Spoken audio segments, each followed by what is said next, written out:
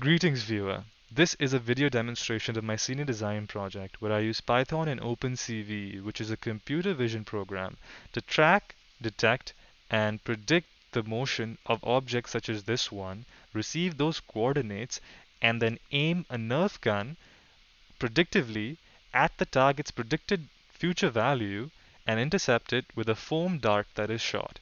It does so by getting a video feed from any camera and setting it to the HSV spectrum, which denotes the hue, saturation, and level values of that video feed.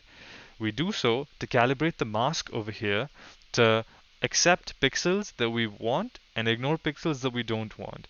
If I could draw your attention to the track bars on this side, you will see there's two corresponding track bars for setting the range in which the hue, saturation, and level will work. The hue upper and lower values set the range of upper and lower hue, the same for saturation, and the same for level, where level denotes the pixel light intensity of that particular pixel.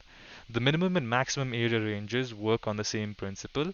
This track bar changes the mode in which the gun is running, which is either in calibration mode or active tracking mode, and this is the fire switch that, once activated, fires a foam dart after a certain amount of set time.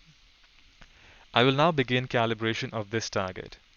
I will first set the hue values.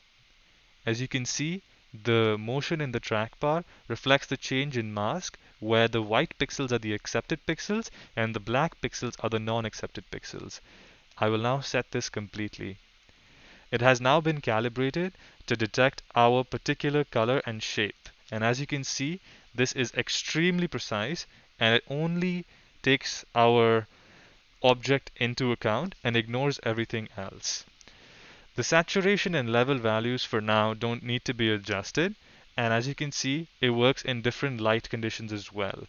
If I face it up towards the light as well, the perceived color has changed. However, our object is still being tracked with an extremely high degree of accuracy.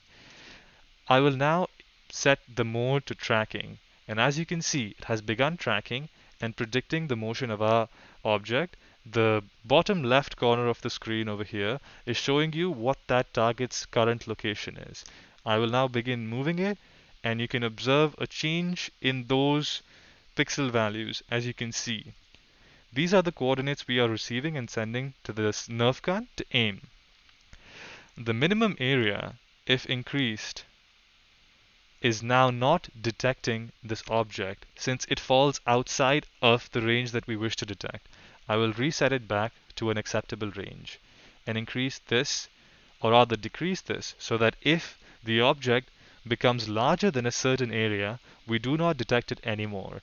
And thus, we have used software to set a range in which our object is detected. This blue dot and this white dot that I'm drawing via software is the current location in white and the predicted location in blue. This is the basic brain and eyes of what the Nerf gun does. Once we set the fire from 0 to 1, you will see that within these coordinates that show up below, a shooting at with a certain coordinate line will show up, which means that it is triggering the trigger mechanism essentially of the Nerf gun to fire at that location.